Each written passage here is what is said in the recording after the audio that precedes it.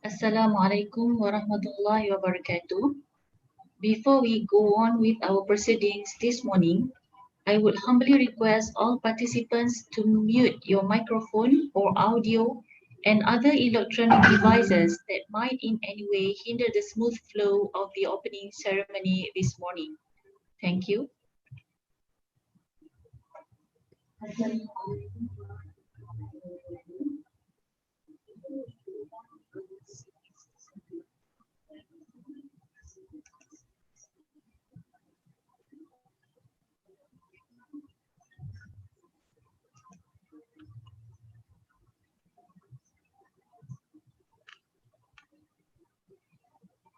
With that announcement, now allow me to officially start the seminar. أعوذ بالله من الشيطان الرجيم. بسم الله الرحمن الرحيم. In the name of Allah, the most gracious, the most merciful. Alhamdulillahi Rabbil Alameen. Wassalatu wassalamu ala ashrafil anbiya'i wal mursalin. Sayyidina Muhammadin wa ala alihi wa sahbihi ajma'in. Assalamu alaikum wa rahmatullahi wa barakatuh. And a very good morning to all of you. Dear learned scholars and participants of this seminar, Alhamdulillah, I take great pleasure in welcoming all of you for the second national seminar on contemporary fiqh for the year of 2020, focusing on family fiqh in Malaysia towards promoting Insan Sejahtera. Special thanks to our honorable guest, Professor Emeritus Tan Sri Datuk Zulkifli Abdul Razak, our International Islamic University in Malaysia's rector, who will be officiating our seminar today, and our keynote speaker, Yang Berbahagia Professor Emeritus Datuk Dr. Mahmud Zuhdi Haji Abdul Majid, the Chairman of Majlis Dakwah Negara MDN. We would also like to record our heartfelt thanks for their generosity in giving their valuable time to be with us today. May your best reward come from Allah. Ameen. Together with us today, our respectful Dean of the Kulliyah of Islamic Revealed Knowledge and Human Sciences, Professor Dr. Shukran Abdul Rahman, as well as the Head of the Department, Fiqh and Usul Fiqh, Associate Professor Dr. Mizairi Sitiris, and their endless support for the success of this seminar. May Allah bless.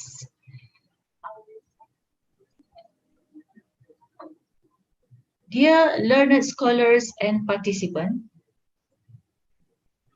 the second National Seminar on Contemporary Fiqh, or NSCF 2020 this year, brings you a very relatable and essential theme, which is the family fiqh in Malaysia.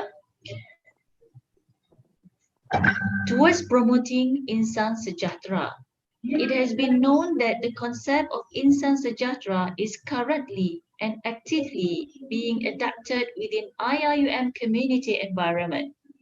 IIUM itself is working progressively towards achieving the vision and mission of humanizing every sector that is possible. Realizing the values behind Insan Sejahtera concept, the Contemporary Fiqh Research Unit CFRU, Kulliyah of Islamic Revealed Knowledge and Human Sciences, KIRKHS, in collaboration with Ahmad Ibrahim Kulliyah of Law and IIUM Institute for Islamic Banking and Finance, initiated this seminar to discuss of the critical elements that could help with Insan Sejahtera agenda, which is the family institution. Dear learned scholars and participants, before we begin our agenda for this morning, let us get the blessing from the Almighty Allah so that our seminar today will be a blessed and successful one. For this, I would like to call upon Brother Izzat Mukhali, an Islamic Revealed Knowledge and Human Sciences student from the Department of Quran and Sunnah Studies, who was the winner of Qira'at Sabah Bertarannum, to recite us a few verses from Surah An-Nisa, verse 1 until 5. Please welcome.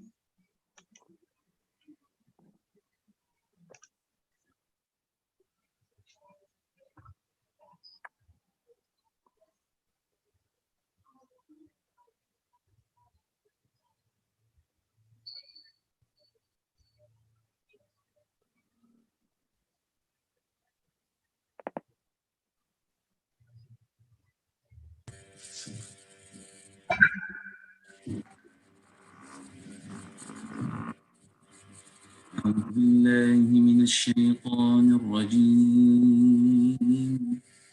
بسم الله الرحمن الرحيم. يا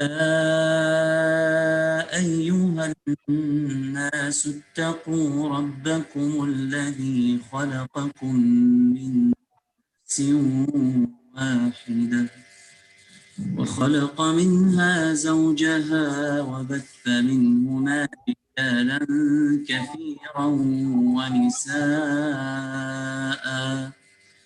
واتقوا الله الذي تساءلون به والأرحام إن الله كان عليكم رقيبا وآتوا اليتامى أموالهم ولا تتبدلوا الخبيث بالطيب ولا تأكلوا أموالهم إلى أموالكم إنه كان حوبا كبيرا وإن خفتم ألا تقسطوا في اليتامى فانكحوا ما طاب لكم من النساء مثنى وثلاث ورباع فإن خفتم ألا تعدلوا فواحدة أو ما ملكت أيمانكم ذلك أدنى ألا تعولوا وآتوا النساء صدقاتهن نحلة فإن طبن لكم عن شيء منه نفسا فكلوه هنيئا مريئا ولا تؤتوا السفهاء أموالكم التي جعل الله لكم قياما وارزقوهم فيها واكسوهم وقولوا لهم قولا معروفا صدق الله العظيم.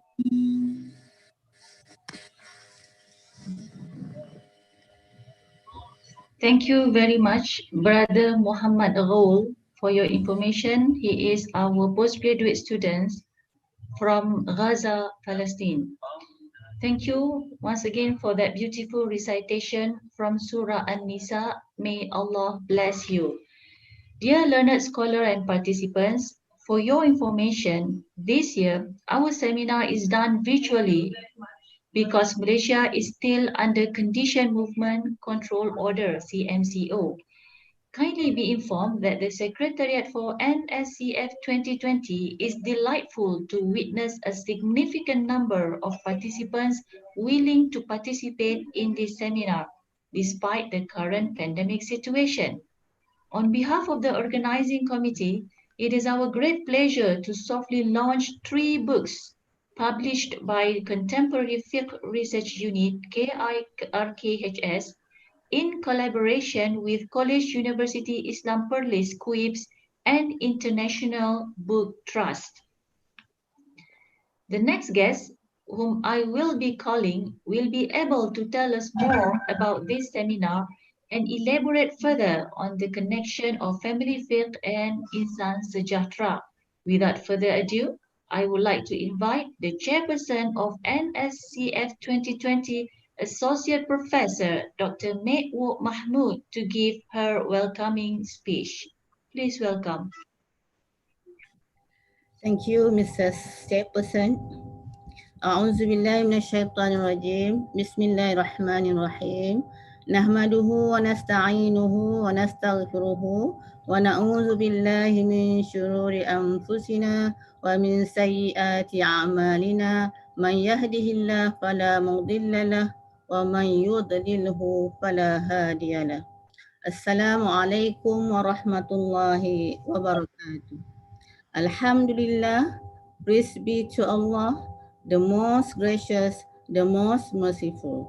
Prayers and peace be upon our beloved Prophet Muhammad sallallahu alaihi wasallam and upon on all his house and companions. The Honorable Rector, Professor Emeritus Tan Sri Datuk Zulkifli Abdul Razak, respected keynote speaker, Professor Emeritus Datuk Mahmud Zuhdi Haji Abdul Majid, Chairman Majlis Dakwah Negara, Dean, Kuliah of Islamic River Knowledge and Human Sciences, Professor Shukran Abdul Rahman, Head Department of Fiqh and Usul Fiqh, Associate Professor Dr. Mizairi Sitiris, Professor Syed Sikandar Hanif Shah, Director of Second Seminar on Contemporary Faith, and his deputy, Dr. Raudatul Firdaus Fatah Yassin. It is my pleasure indeed to welcome all other participants to the second National Seminar on Contemporary Faith NSCF 2020 Family Faith in Malaysia towards promoting Insan Sejahtera. This seminar aims to discuss the betterments of family faith by integrating the Islamic faith with the local customs and to acknowledge the importance of family management from an Islamic perspective to produce Insan Sejahtera. I believe that this seminar will be useful for both academic and professional to understand the challenges faced by Muslim family in Malaysia to propose policy recommendation and suggestion. It is retreat that diversity of culture and the ways that household and the wider network of family work in various social settings is a fundamental feature of societies, whether ancient or modern. In the case of Muslim, why the universalizing code of establishing family as enshrined in the Quran and Sunnah and eliminating juristic views serve as unified blueprint for all Muslims all over the world. The pragmatic recognition of cultural diversity in family structure in each locality is a significant part of Islamic family jurisprudence. Consideration of local factors in juridical words does not only guarantee the universal truth of preserving cultural diversity amongst people as sanctioned by the Quran, but it is an essential step for defending the Islamic family values on the face of disintegrating forces of scholarly views on family and its structural framework. In Malaysia, both theoretical and applied fiqh is representative of a perfect synthesis between perennial Islamic universal values and local norms. This is clearly seen in the administration of Muslim family affairs, where the examination of lay adat and local system have enriched family faith not only in terms of juristic contents but also legal enforcements, thus making Muslim family system in Malaysia to stand unique as far as its local specification is concerned, and with the weakening of traditional family system and the emergence of new cultures and changing pattern in terms of family lifestyles, dealing with its contemporary legal and financial problems definitely requires better understanding of contemporary Muslim family concerns as to propose practical policy measures to further enrich the discourse on family faith in Malaysia. Hence, this seminar was conceived to be a platform for such a national discourse. On behalf of Contemporary Faith Research Unit, CFRU, I would like to express my sincere thanks and gratitude to the university authorities. My deepest gratitude and heartfelt thanks also to our collaborators, Kuliah Ahmad Ibrahim Laws and International Institute of Islamic Bank and Finance, and not to forget the organizing committee, all staff and students who are working very hard in making this event a successful one, and also Yayasan Bukhari for sponsoring this research project. And lastly, I hope this seminar will reach its objective and it will beneficial, enjoyable, and fruitful for all of us. Thank you very much, and may Allah bless all of us accordingly. أقول قولي هذا واستغفر الله العظيم لي ولكم والسلام عليكم ورحمة الله وبركاته. Walaikum salam wa rahmatullahi wa barakatuh. We would like to thank Associate Professor Dr. Mehboob Mahmud for that enlightening deliberation. On behalf of the guest today, I would also like to thank her team of scholars and students who worked diligently over the last few months in making this seminar into a reality despite the COVID-19 pandemic. Dear learned scholar and participants, to proceed with our opening ceremony today, I am delighted to invite our next guest. It is my honor to call upon IIUM Rector, Professor Emeritus Tan Sri Datuk Zulkifli Abdul Razak to deliver his speech and officiate the second National Seminar on Contemporary Fiqh or NSCF 2020. Please welcome.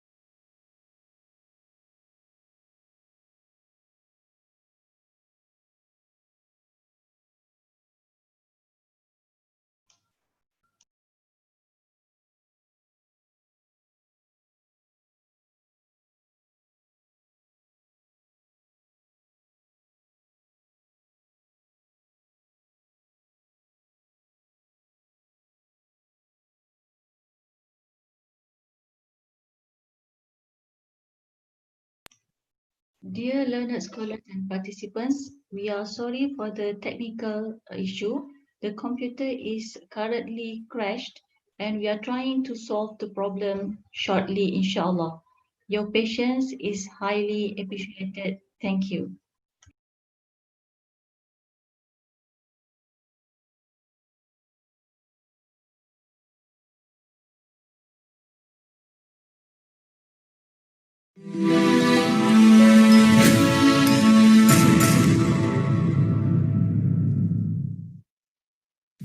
Bismillahirrahmanirrahim. Alhamdulillahirabbil alamin wassalatu wassalamu syafil anbiya mursalin wa ala alihi wa sahbihi ajmain. La haula wala quwwata illa billah. Assalamualaikum warahmatullahi taala wabarakatuh. Brothers and sisters, it gives me great pleasure to be with you today in conjunction with the second national seminar in contemporary fiqh, focusing on family fiqh in Malaysia towards promoting insan sejahtera. I would like very much to thank you and also to thank Allah Ta'ala for giving me this opportunity to be with you and to say a little word about the seminar that we are having today. In the Quran, there is a verse that talks about, O Lord, grant unto us wives and offspring who will be the comfort of our eyes and make us leaders or models of the righteous. This is a verse that reminds us of the sanctity of the family and how our wives and children become part and parcel of that very important institution. Although it refers to individuals as such, but I do believe this verse also refers to the family as a unit that builds community around us, particularly in the context of the Muslim Ummah.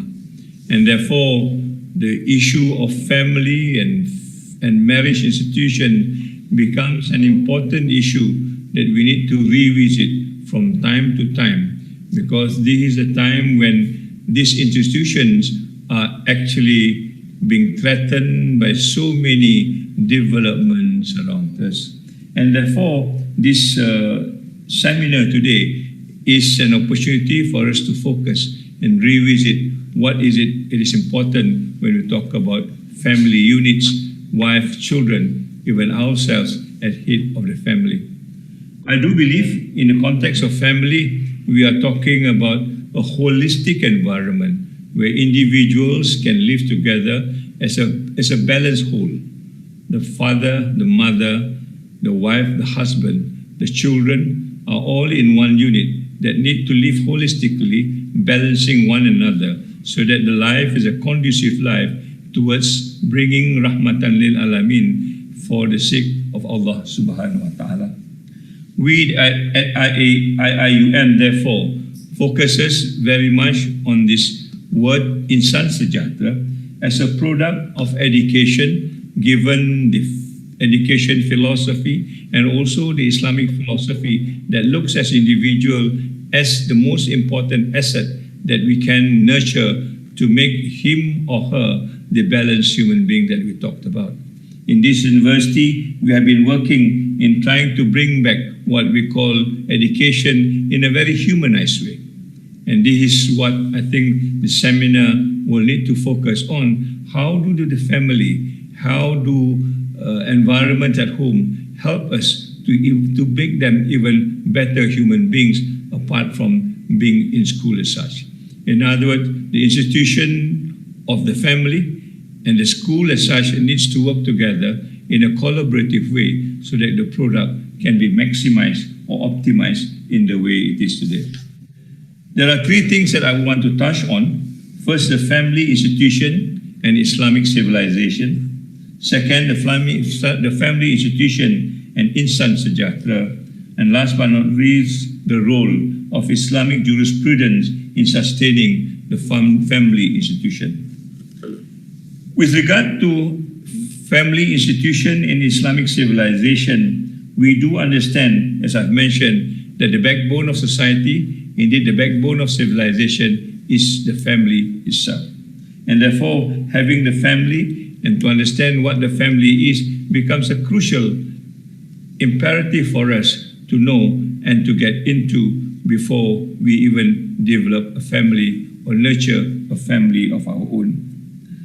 Mothers are the first teachers.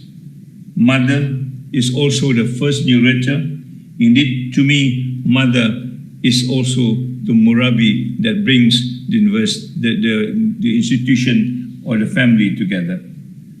The innate disposition instilled in them will decide in which direction the individual, the children, will turn the civilization into. Imbalanced individual, as history has often indicated, will be instrumental in the decadence of moral, of civilization, and therefore the deterioration of the family. This is something that we see often today in our society because of the negligence of us with the family's institution and nurturing a good family. There is a difference between Western and Eastern civilization, particularly Islam. The rise and the fall of such civilization is something that we are very alarmed with because they are all focused on material wealth. What we here in university acronym is as weird. In other words, they are very westernized, they are very economic centric, they are often industrial led or industrial dependent, they are very reputational obsessed, and hence the result is a dehumanizing condition or a dehumanizing institution per se. This is something that we try to avoid and to make sure, therefore, the modern education that we offer is something that can put this right in what we call now a wiser sort of choice. Wiser, W would mean whole. In other words, everything is covered under it. I will be inclusive. S will be sustainable. E is equitable. And Al rahmatan lil alamin. The shift from weird to wiser is something that we need to think of, not only at the highest level, but also at a very basic level where the family begins to develop its own understanding of what this is all about. For this reason, IIUM has taken the Insan Sejahtera academic framework as a kind of a basis to restructure what we think have to be a holistic individual who can excel in sustainable development of the Ummah while maintaining the values of humanity. This academic framework is in line with the agenda of Islamic civilization and development, indeed in line with the vision of this university that wants to uplift human life and also civilization. The second dimension is a more personal one, where we talk about the family institution and also Insan Sejahtera. An individual normally goes to a stage of development through the family cycle. And indeed, this is something that we need to be mindful of, because this cycle will determine whether the person that we develop at the end of the day will be holistic in the context of Insan Sejahtera. The hadith of the family, the health of the family, decides the type of the individual. It is always very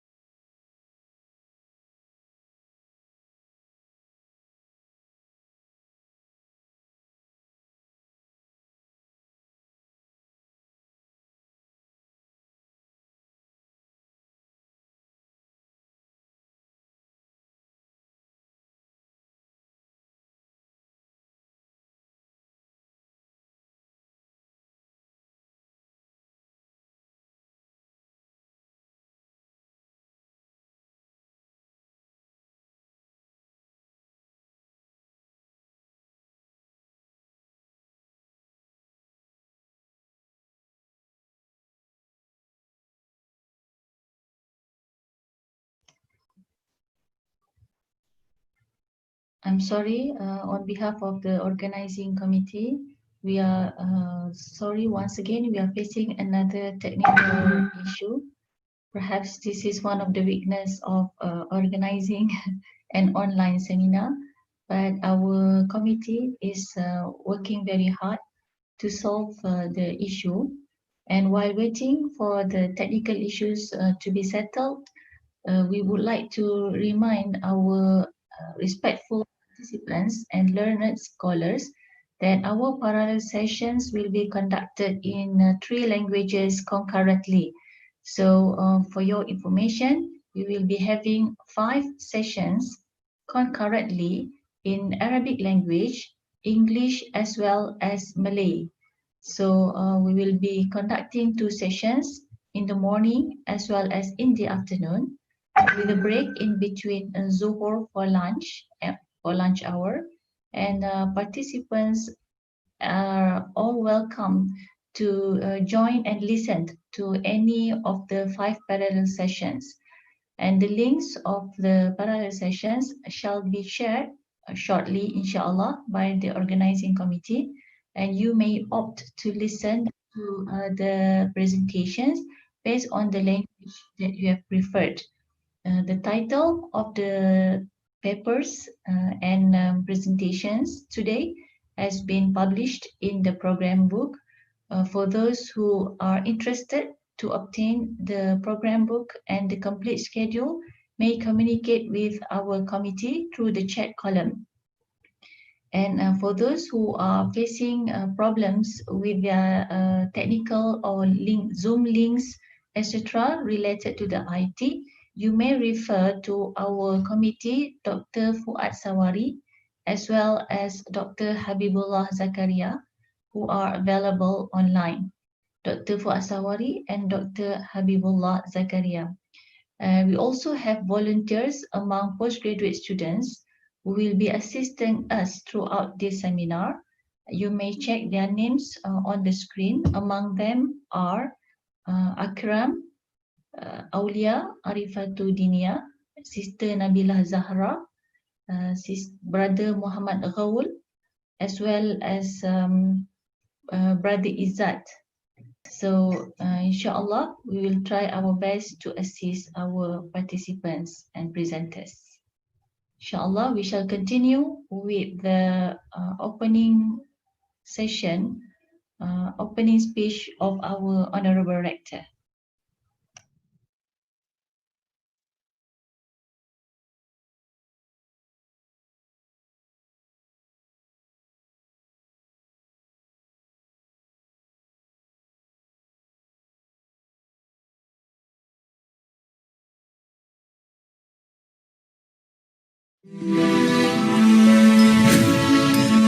This cycle will determine whether the person that we develop at the end of the day will be holistic in the context of ihsan sejahtera.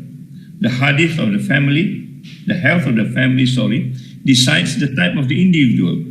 It is always very, very important to understand and to know which direction that we take them. Then this individual will start his own family, and therefore the cycle continues.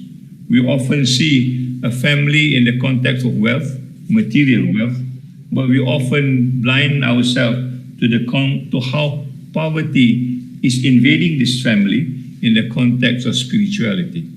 And therefore these two needs to be balanced so that at the end of the day, we are not just counting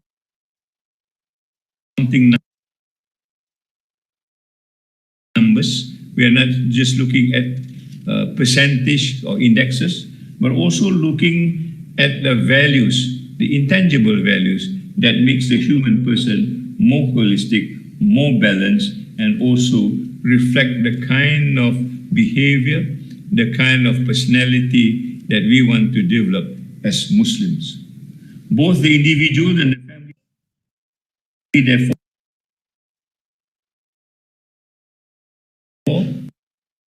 needs nurturing. At IIUM, we are responsible to fill or to meet this gap that is now putting them apart.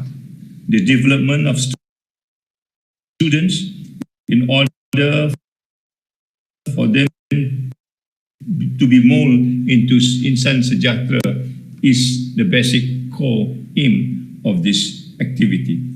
On the community level, IIM is also responsible to nurture family institutions that can produce good individuals and community in both integrated way. Often academics complain that we do not have enough quality students, but I will say that the university and academics needs to engage them in a way that the community will instill in them values, intangible values in particular, that helps community to nurture them into good individuals and family units. We talked about, I remember this year about Wawasan 2020. We are now coming to the end of this year 2020. And if you remember the challenges of Wawasan 2020, the 9 challenges, I think majority of it, maybe at least 6, talks about this kind of values of individuals who will then proceed to be the better Insan Sejahtera that we talked about. And therefore, it is important for us to look at the role of Islamic jurisprudence in sustaining such a family and building such values in those families. Islam as a comprehensive religion talks about many principles, and some of the principles talks about beliefs, moral, ethical teaching, and the laws pertaining to the interhuman dealings as such. The third component is normally known as Islamic jurisprudence. Unlike many other civilizations, Islamic law is not divorced from ethics and principles of belief. There is an organic coherence between the 3 components, making fiqh ruling pertaining to families issues as an important one, intended to sustain the family institution. These rulings reflected the very ethical essence and values of Islam. Current family institutions is, as mentioned, undergoing a very drastic change due to modernization and sometimes due to unbridled materialistic gains and materialistic wants. Most influential are the so-called Industrial Revolution that has happened 300 years ago and continue to happen now, whereas in the context of spirituality, this is almost the reverse. The development of spirituality over the last 300 years, I think, is very dismal, if at all. And therefore, we need to understand the balance between this industrial revolution and the spiritual revolution so that this can be something that we will try to fill in the gap or to make it balanced as much as possible. The COVID environment reminds us of this. The COVID environment has made something which is invisible very visible. And what is that? It is basically the context of values. If you look at COVID-19, it demands many values that has been part and parcel of civilization that has been forgotten for a long time. Issues of cleanliness, which is the most basic, now has come back to the fore. Issues of social solidarity, which is again very basic, has come back to the fore. And issues of people sympathizing with one another, empathizing with one another, and having compassion to help humanity as such has again been pushed to the fore.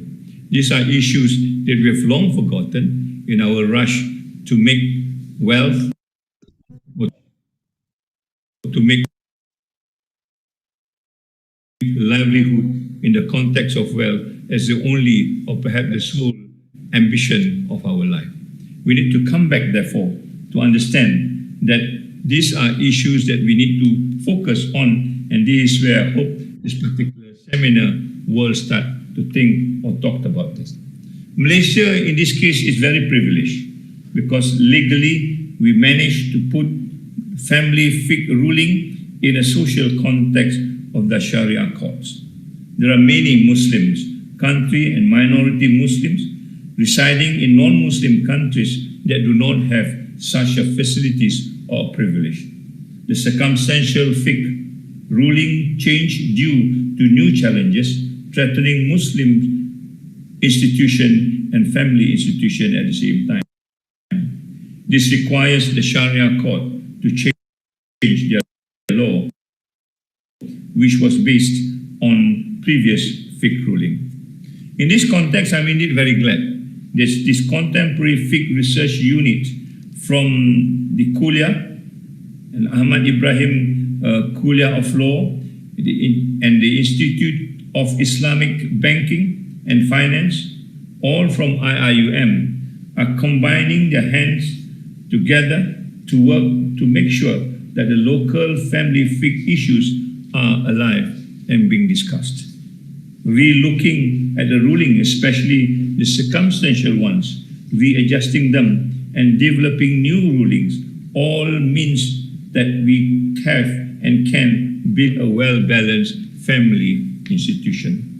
On that note, I would like to thank you once again for inviting me and to understand that this university brings this vision together with its own priority to make this institution not only a vibrant one, but also contextualized, rooted into family values and family institution. I do believe that we have the capacity, the capability, and the willingness to make family institution the way it used to be. The family is the anchor for the individual forever and ever until they leave this earth. And therefore, I hope you can come together and advise us how to move forward so that good family becomes the source of well-being for the individuals and also for the family members around it, all built in the idea of Insan Sejahtera, who will make themselves the role model for the Ummah from now and also in the future. And the sustainability of a good family is based on family fiqh ruling that is relevant to this time and also beyond. With that note, I would like to thank you again for giving me this opportunity, and I bid you well in your discussion, and I hope Allah SWT will give His blessing to all the things that we do, and so that we can benefit from the discussion that we have today. On that note, wabillahi taufiq wa hidayah. Assalamualaikum warahmatullahi ta'ala wabarakatuh.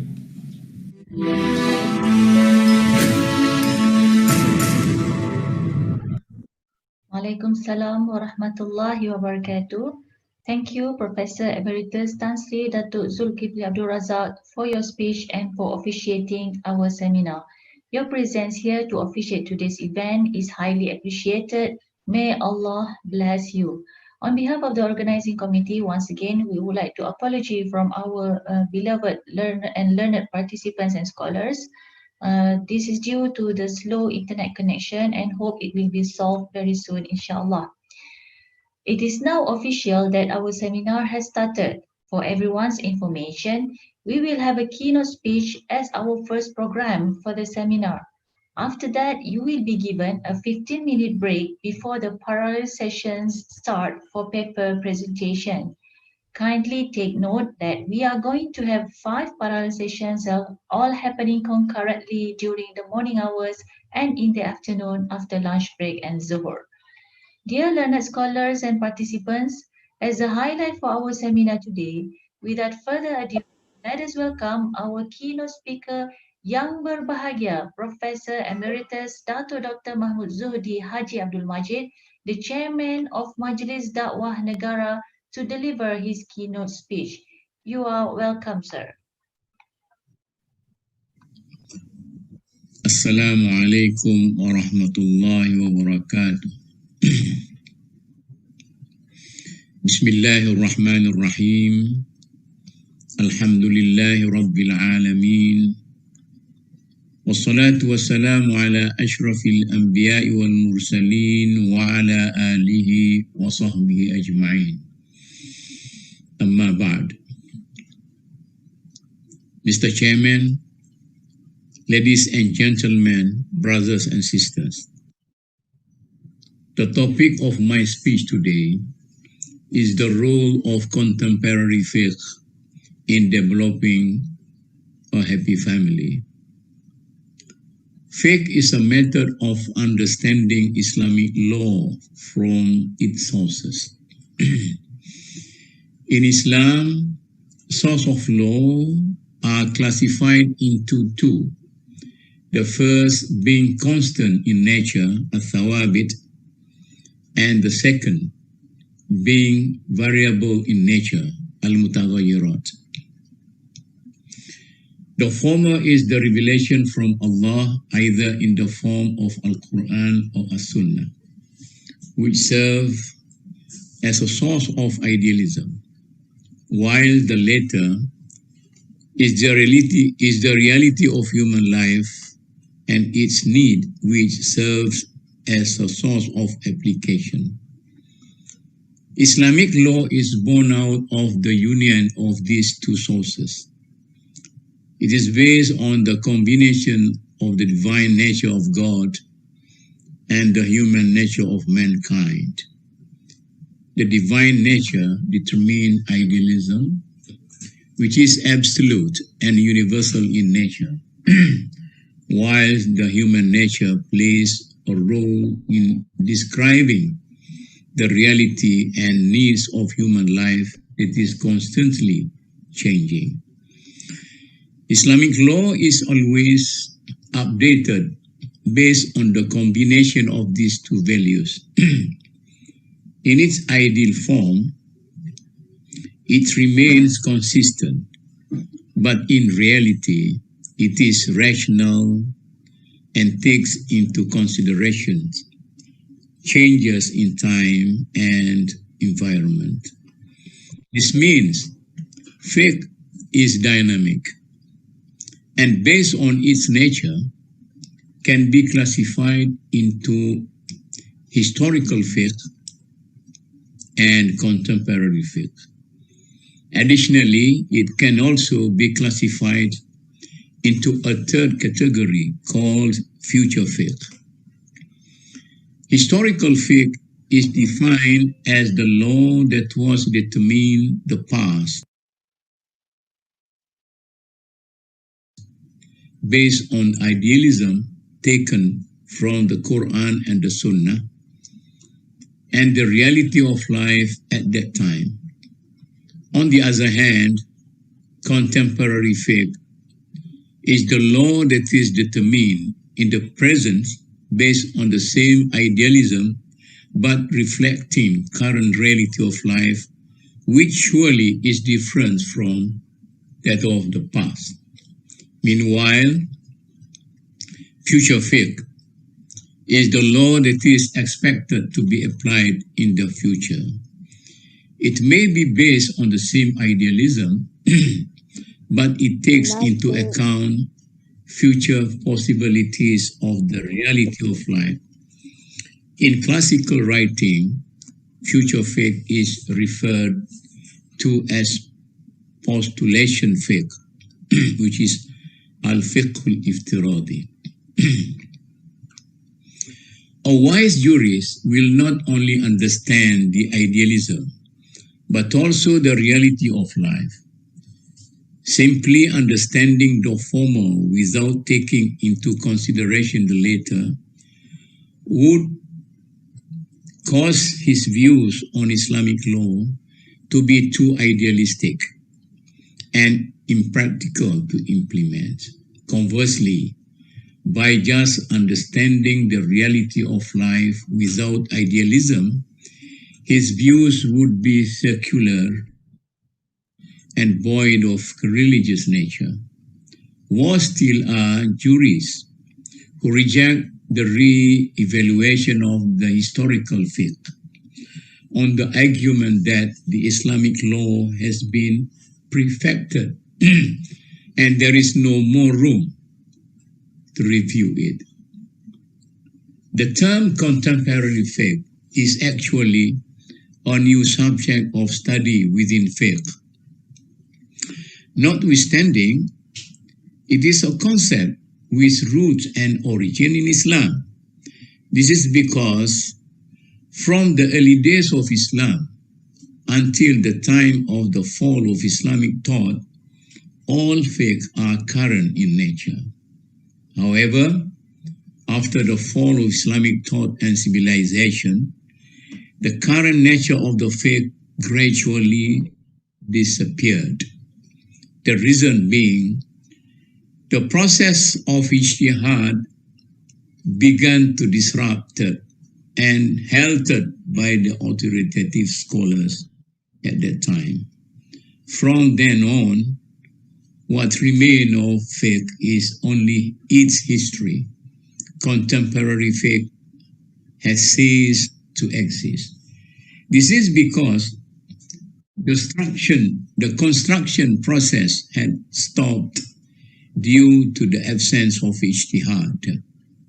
However, the authoritative scholars cannot be blamed entirely for causing fiqh to remain constant, as they had their reason for doing so.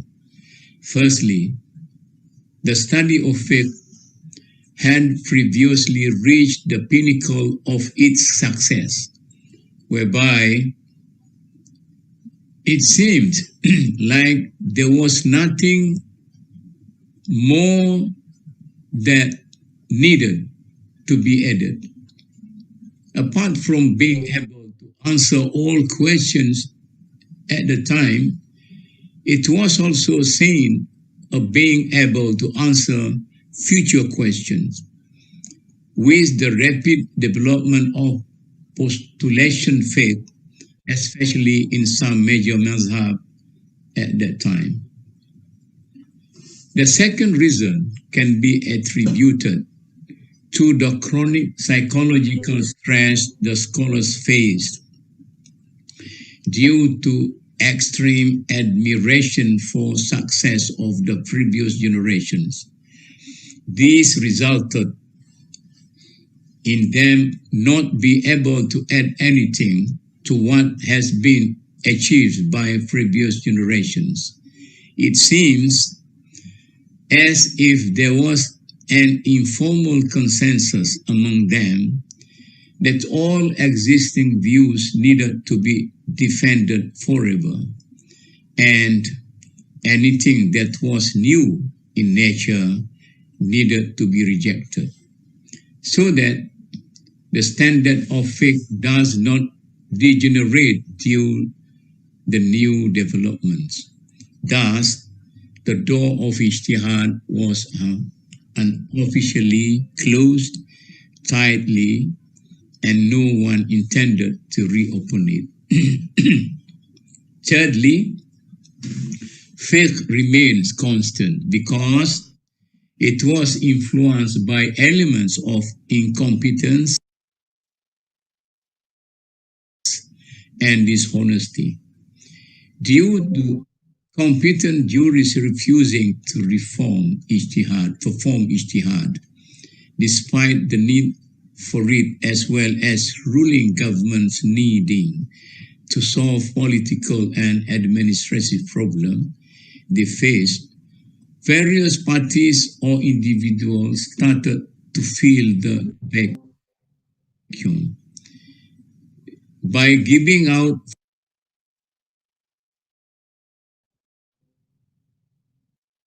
fatwas.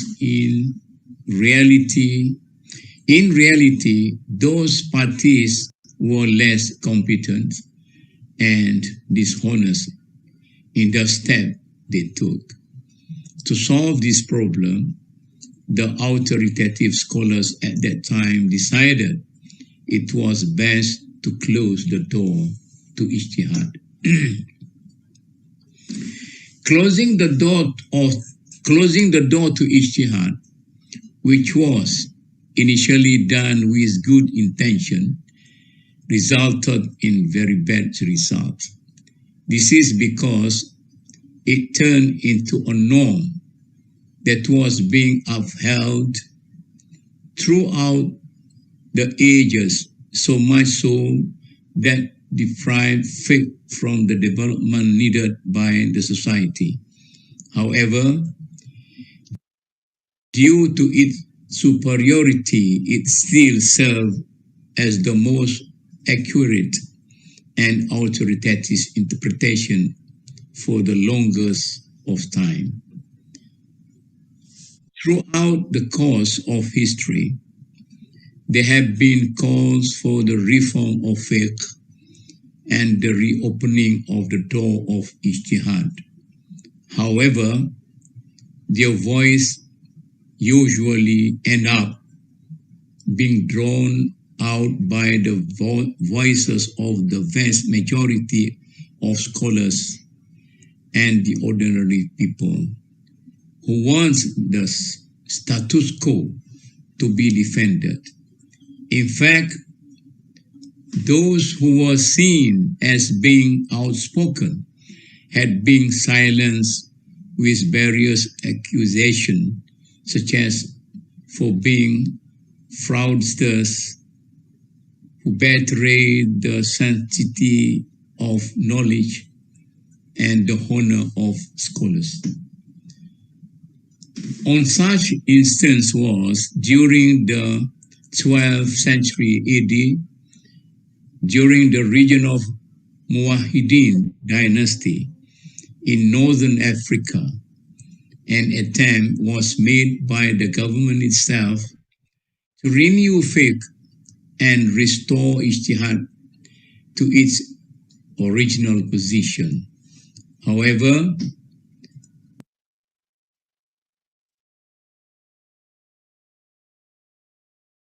the movement based on the power of the governments was later completely defeated by the scholars and ordinary citizens on the ground that the reforms were carried out by force and violence.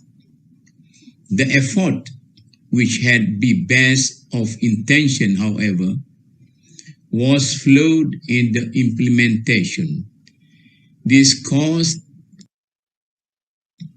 a setback to the sincere struggle of some scholars to implement changes which resulted in faith being left behind for a long time. No other serious reform movement happened except for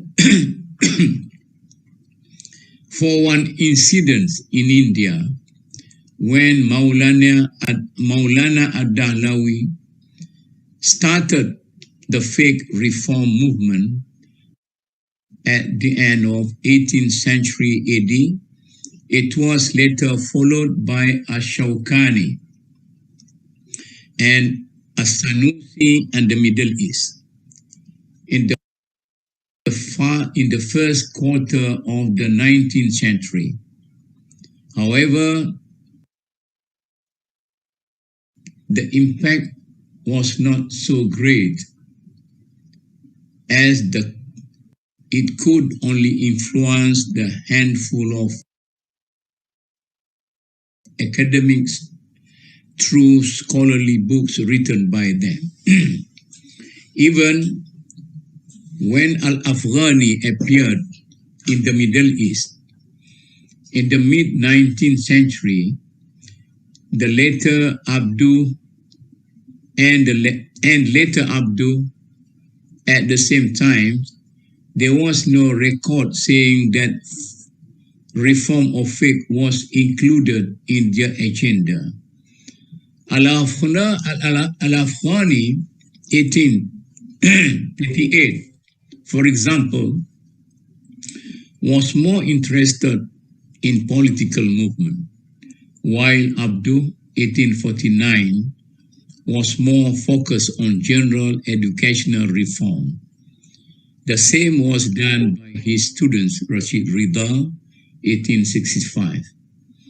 It was not until the last quarter of the 19th century that the academic movement for the reform of faith was born under the leadership of Muhammad al-Khudari Beg, 1870. It was books written by him that influenced the younger generation after him. such as Muhammad Abu Zahra, 1898, Yusuf al-Qaradawi, 1920, and so on. It was under their influence that the idea of contemporary fiqh, al-fiqh al-mu'asir, developed to this day. In the field of family, faith has many guidelines from revelation, both Al-Quran and Sunnah, which are the sources which are the sources mentioned earlier as constants. In addition, it also depends a lot of contemporary life, which was mentioned earlier as variable in nature. Variable in nature. This is because family problems are among the most critical and challenging problems in the struggle of the development of human civilization. Therefore, the value system derived from it is not as dogmatic as fiqh ibadat and not as analytic as fiqh civil affairs, fiqh al-mu'amalat. However, there are also aspects that can be considered dogmatic, such as the problem of division of inheritance. Similarly, there are aspects that are quite analytic, for example, family financial affairs. Nevertheless, in both cases, there is a way out. When the original nature of the aspect is found to be in contradiction to the importance of life. In these cases or situations, contemporary fiqh plays an important role, which is to see the problems not only in terms of theory and idealism, but also from the perspective of current needs. In this regard, the role that can be played by contemporary fiqh can be divided into two agendas.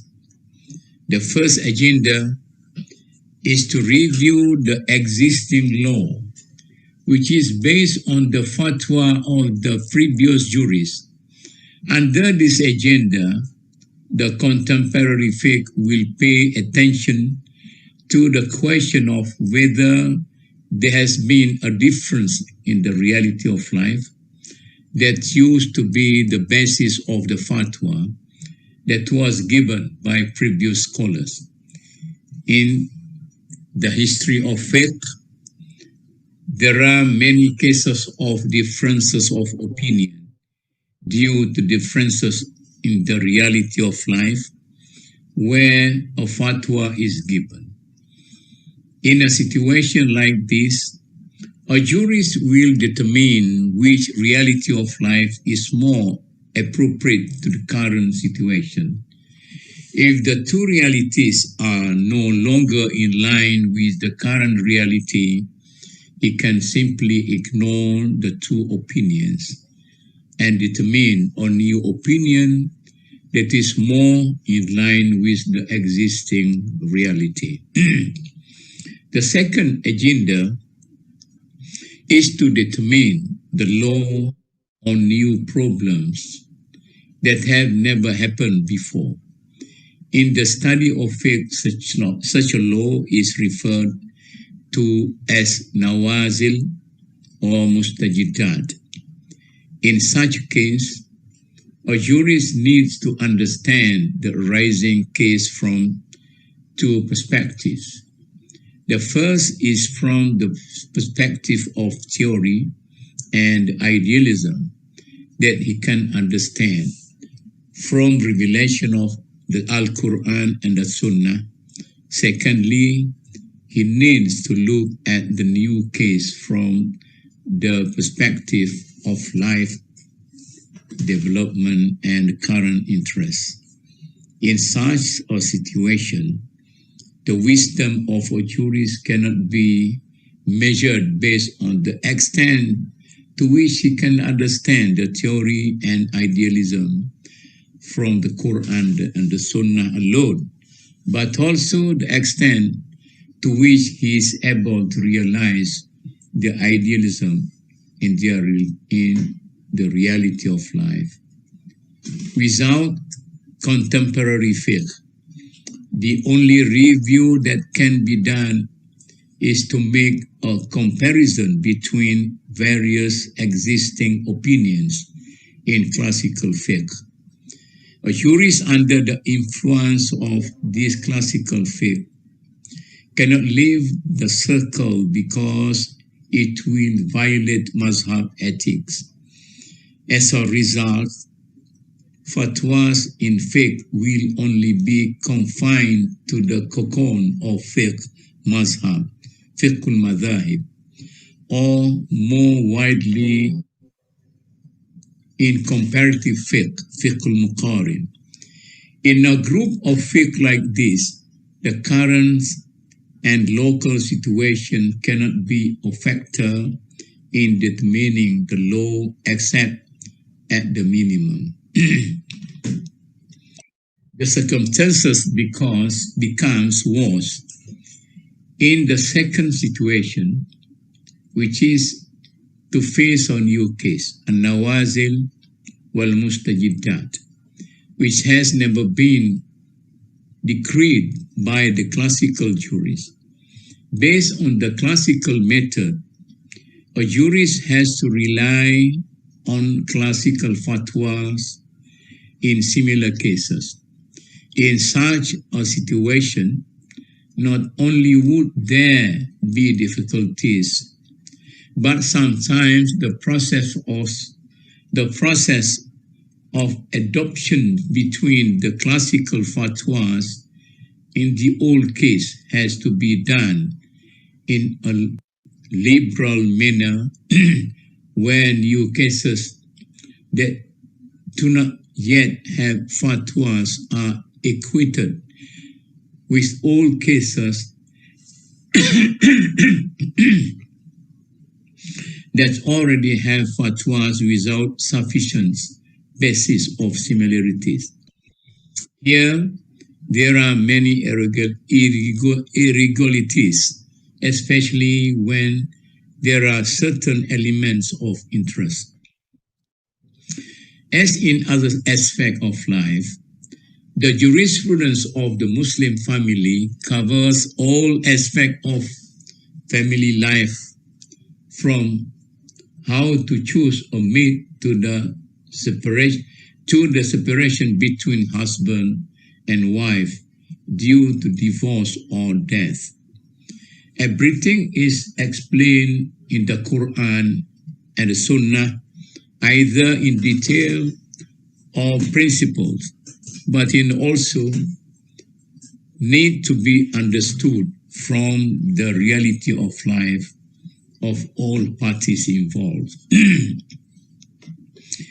In classical fiqh, all answers are based firstly on the ideal of family life, which is an eternal and universal value. Just as its application in classical fiqh, it also applies in contemporary fiqh. Apart from the idealism, answers also need to be based on the reality of life. In the classical fiqh, the reality of life that forms the basis of the answer is the reality of life at the time and place where the law is decreed. Whereas in the current fiqh, the second element is based on the reality of life, of society in contemporary life. For example, what is the concept of kufu, al-kufr? which is defined by Islam as necessary and form the basis of happy marriage. In interpreting this principle of kufu, the classical scholars take into account the characteristics that at that time were considered by the current and local society as the current basis. Then they decreed that the kufu is a criterion that should be seen only on the male side. In other words, every woman is a kufu or a match with any man because her status will be determined according to her husband's status, which means no matter how low the social standing of woman, she can be married to a noble man, because even if she comes from a family with lower social standing, her status will automatically be elevated through her husband. However, this does not apply to men. He is bounded by the kufu system. If he is subordinate, he is considered not an equal to woman from the upper family. The reason being, in society at that time, it is the husband who will determine the status and the image of his wife, and not the other way around. But now, their reality is different. Both men and women need to be subjected to the kufu criteria, in the sense that not every woman should marry any man on the basis of the contemporary life. For example, a woman will also have a big impact the image of the family. Similarly, with the issue of living expenses.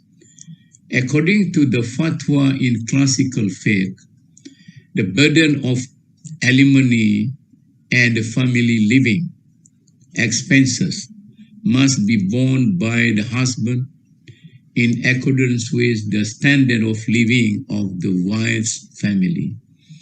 The fatwa is actually based on the state of society that existed at that time, where only the husband worked to earn a living, while in the present situation, the current fiqh will take into account the new culture of society where women also work to earn a living.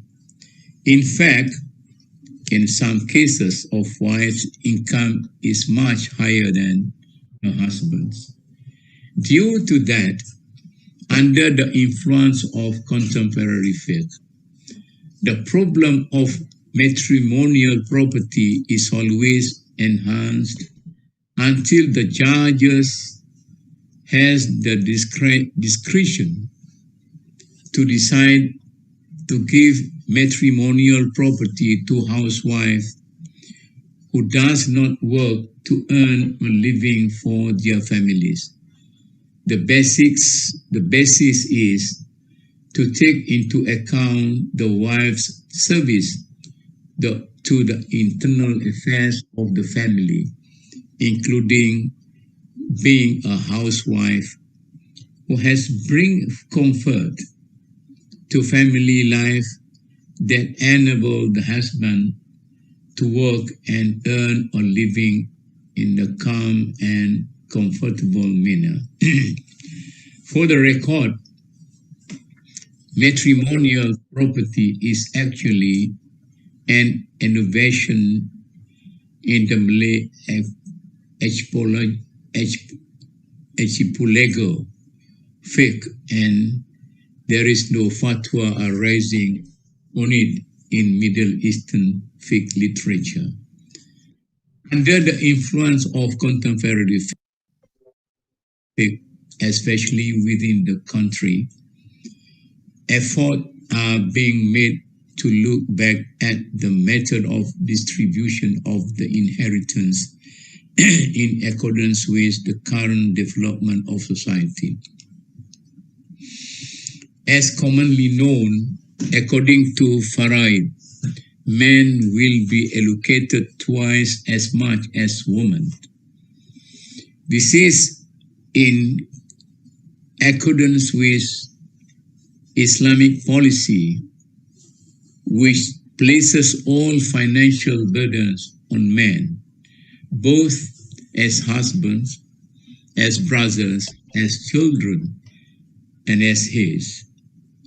Notwithstanding, society has evolved, regardless of whether the change is in accordance with Islamic policy or not. It must be respected because Islam always takes into account the reality of life. To overcome this problem, efforts are being carried out by bodies in charge of the administration of family inheritance to encourage families to settle the distribution of family property before a person dies. This is because when a person dies, all his property will automatically be subjected to Faraid laws as outlined above. It is why in this country, trust companies are currently designing instruments based on various Islamic family property to ensure that most of the family property will be inherited in an orderly manner before it is subject to Faraid law after the death of its owner. This does not violate the Faraid method, but resolves the question of inheritance of family property before the Faraid law takes into effect. It is clear from the discussion above, contemporary fiqh is not something new that has been sought after by current scholars. Instead, it is the nature of Islamic fiqh that has existed since the early days of Islam. It is only that the nature has been forgotten by the scholars during the fall of Islamic thought and civilization for several reasons, including their own weakness in dealing with the fall. Today, when we fight for the restoration of the nature of fiqh, we are not actually doing something new. Instead, we are only continuing what the Islamic scholars have done since the early days of Islam to the time before the fall of Islamic thought and civilization. Since the success at the local and international level has been limited, I would suggest that we double this peer effort, particularly at the local level. Therefore, in addition to fighting for the return of the current nature to this fiqh, we also need to fight for its local nature, since one of the aspects of contemporary fiqh is the need to have a clear local element in accordance with local customs and culture, as well as local interests. Based on this idea, therefore, we also need to fight for this local nature under the slogan Fiqh Nusantara. As a highly disciplined society, the Muslim community in Malaysia is now able to shoulder this responsibility. One example is in the field of Islamic banking, which bear witness to being independent in fighting for the reform of Islamic faith. Based on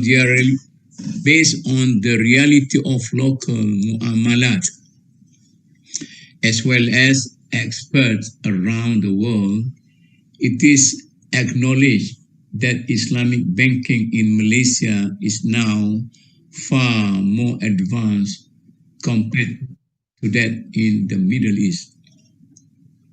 Therefore, we need to hold a follow-up step that we can name as corrective movement, Harakatul Tasheh, as a vehicle for the faith reform movement at the local level. For the family field, in particular, this struggle or corrective movement needs to be supported by many parties collectively. At the very least, it should include parties representing religious, social, customary, legal, and potential political group.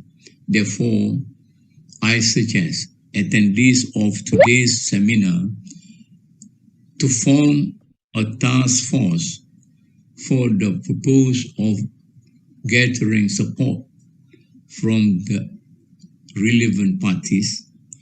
Without such practical work, we are merely talking, theorizing, and indulging in nostalgia. Wabillahi tawfiq. Wassalamu alaikum wa rahmatullahi wa barakatuh. Alaikum salam wa rahmatullahi wa barakatuh. Thank you, Professor Emeritus Dato Dr. Mahmud Zuhdi Haji Abdul Majid, for the fruitful and intellectual insight on the subject matter related to this seminar. May Allah elevate your stature further as a scholar of Islam, inshaAllah.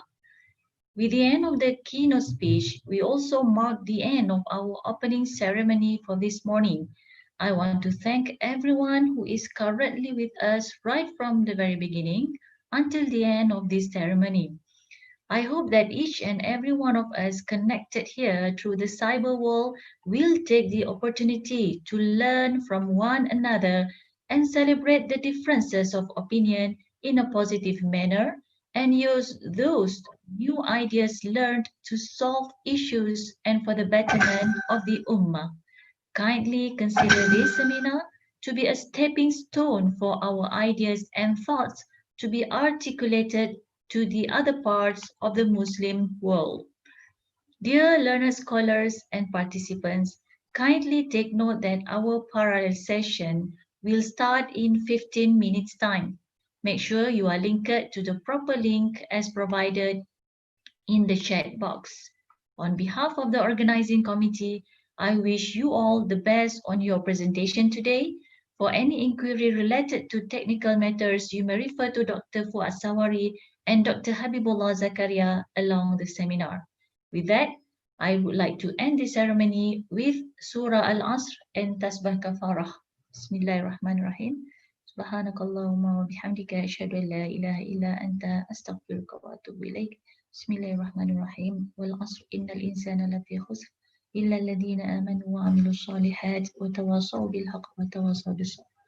Thank you and have a wonderful time. Assalamualaikum warahmatullahi wabarakatuh. Assalamualaikum warahmatullahi wabarakatuh.